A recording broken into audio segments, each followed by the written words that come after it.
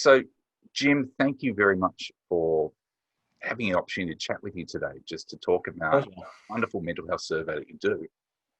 Um, I guess as a starting point, what prompted you to create the mental health survey initially in the first place? Um, Thanks so much for asking me, Lawrence. I really appreciate it. And I'm so happy that we've been able to sort of match backgrounds, which is really cool.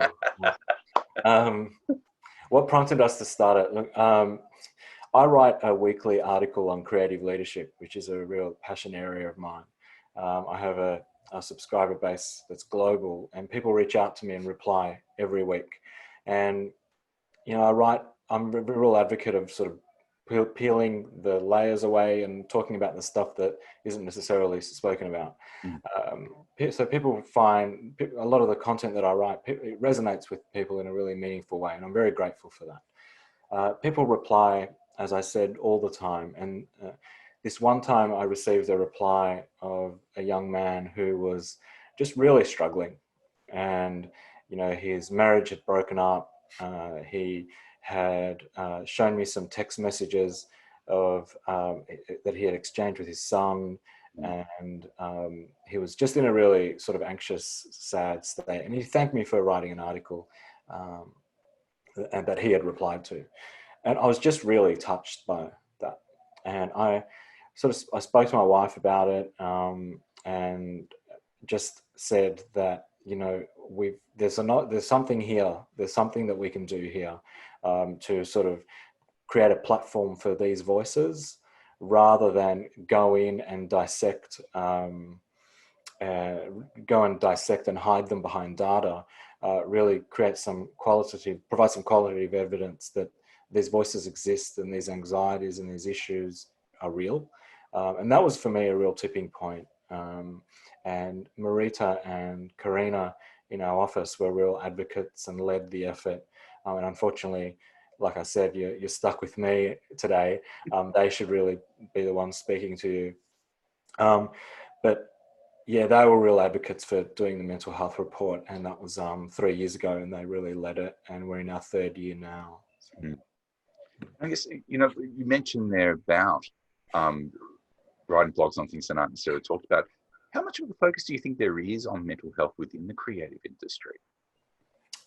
look, one of the questions we asked in our study was the the support and advocacy from industry associations and peak bodies. We asked people to score out of 10. The average score was 3. Wow, that low.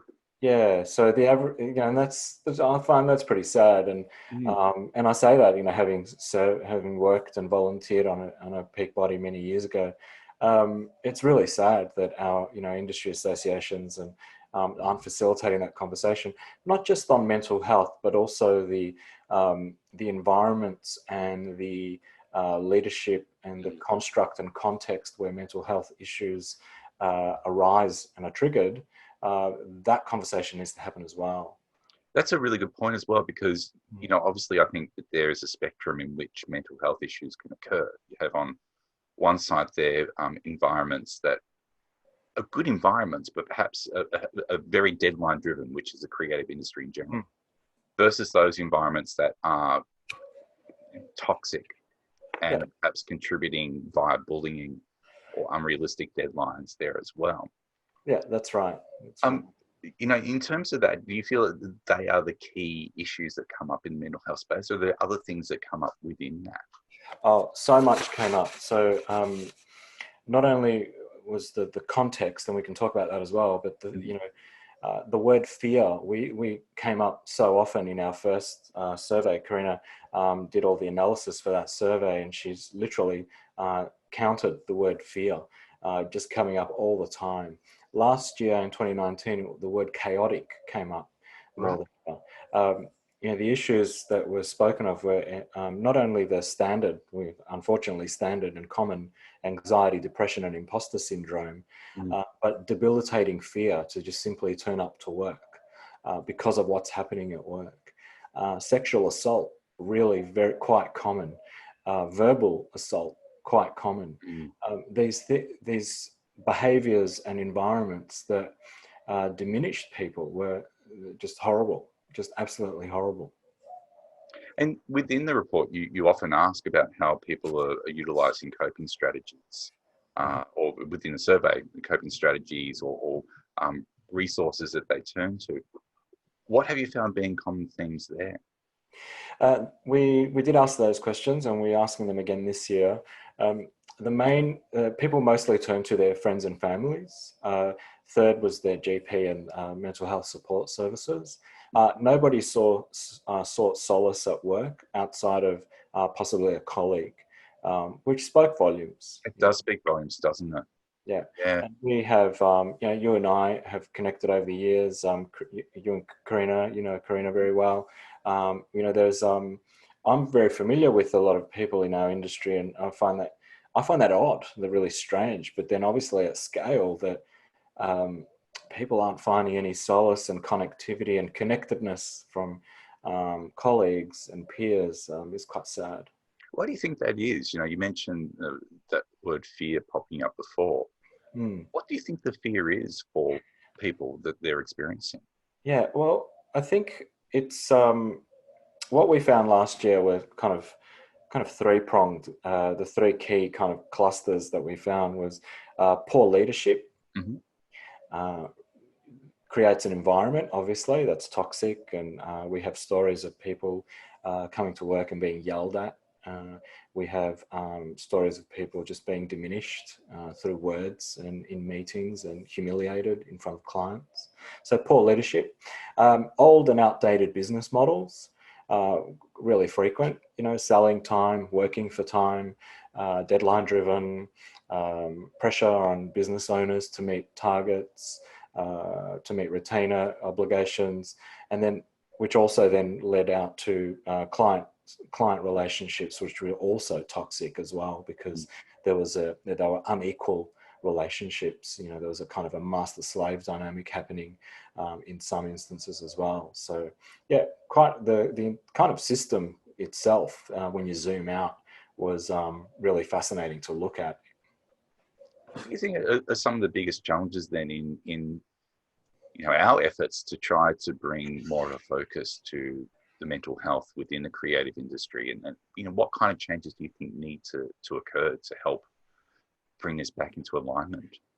Yeah, I think that's a really good question. We asked for resources and all of that, and people sent in apps and mindfulness apps and communities and books to read. I just don't believe an app's going to fix it, though. No, Uh, we're talking about dealing with people are creating that anxiety internally, but yeah, it's being a triggered response to something they're experiencing externally. agreed, agreed. Um, I think if we zoom out, what we can see is an education system that has a poor visibility of what the industries really looks like. It sets expectations and perceptions to young people entering the industry that they have to behave a certain way, be and look a certain way, have the right color skin, all of that. And then that creates enormous pressure when you're entering into the industry. At the other end of the industry, you've got clients who may be highly qualified, but also don't have clear visibility of what happens inside the consulting and agency industry either, and also don't have the um, governance and structures to create fair and equitable relationships. So in some instances, they make their own rules. Mm. And they create a lot of pressure on business owners. So in the middle, we've got the consulting and agency world, where there's enormous pressure on leadership. And again, sort of looking back at the education system that created that leadership, enormous pressure on leadership, which creates toxicity and anxiety and depression that pushes itself down into employees as well. So Mm. that kind of circular, looking at that system, that's where I think the change needs to happen.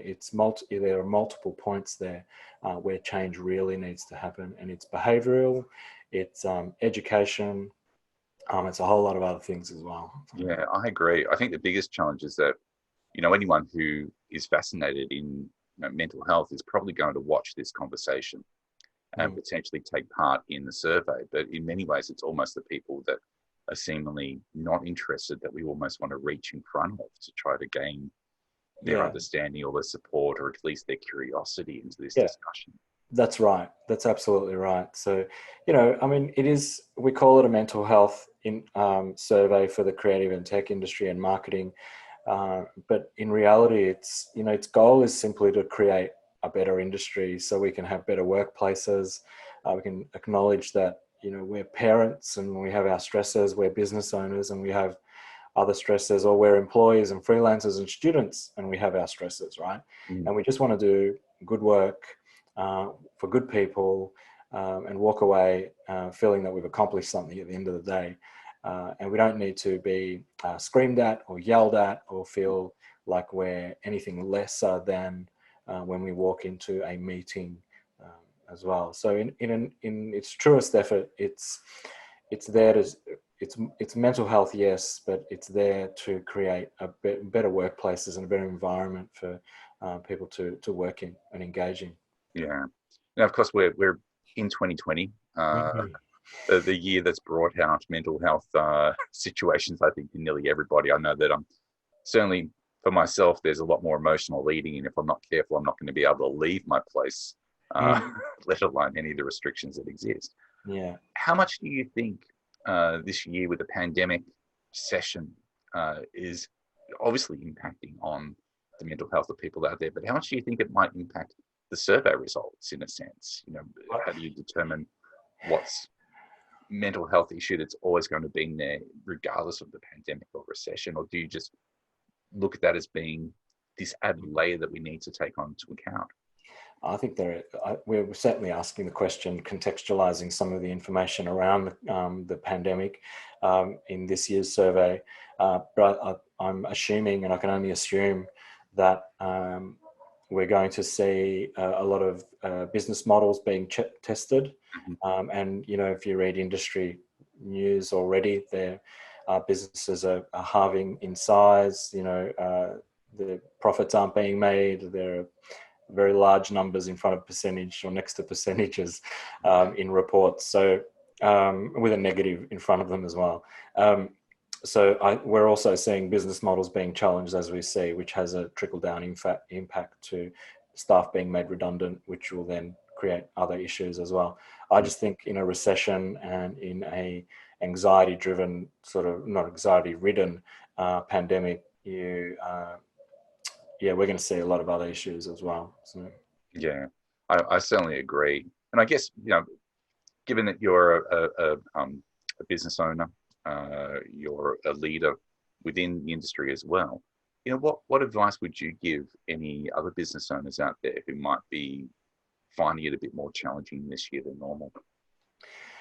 Um, what advice would I give? um, Or I even what is it that helps you to get out of bed in the morning um, and face each day as you do? oh look, I think on a personal level, I think we have to look after ourselves, Mm. just as business owners and leaders, all of us actually. We just have to look after ourselves. We have to try and stay healthy. We have to try and stay mindful. Uh, try not to dive into the data too deeply, and we go through that rabbit hole of following the numbers every day, especially here in Melbourne, being in lockdown. Um, and I wish Melbourne looked like this. Um, So do I. yeah, Gee, it'd be amazing, wouldn't even it? just the blue sky aspect of that would be fantastic. That's right. Yeah, absolutely. Um, I think we have to look after number one, our health, our mind, Mm. and then we also then have to look after our families and our family unit, our children. Our children experience anxiety. They ask questions, Mm. all of them. So we really have to protect that little nucleus. For our businesses, I think we have to certainly as I mentioned, I think recently with you, we rewrite our strategy and evolve our strategy every year. We stop doing things. We kind of shed skin and remove dead skin, so to speak. And we start new things all the time. We test things all the time. We've been doing that for years. We've been a decentralized business for a long time. So working from home is not strange for us.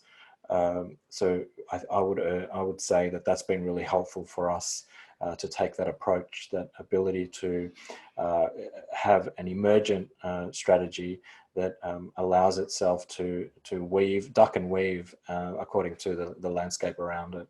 Yeah, to be fairly agile to whatever comes up there. Mm.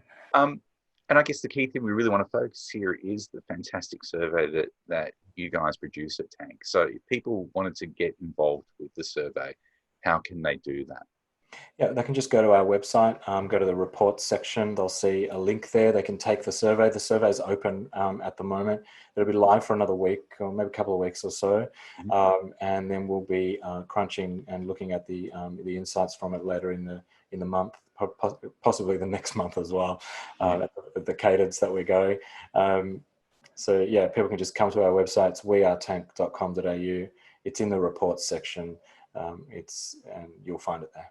Yeah, and I sat down and did the survey last night, and it's comprehensive. It's got some really great questions there. It doesn't take too much time to contribute towards it, and I think the information that it's going to be able to yield is going to be fantastic for all of us to be aware of and to work from as well. So I can only say thank you to you and the guys at Tank for coming up with this, Jim, because I think Cheers. it's such a valuable, worthwhile discussion to have. And I really wish more businesses were bringing the spotlight to this conversation. No, thank you, Lawrence. I think the world needs people like you to really highlight these issues. You've been a real advocate, and I really thank you for that. So thank you. No problem.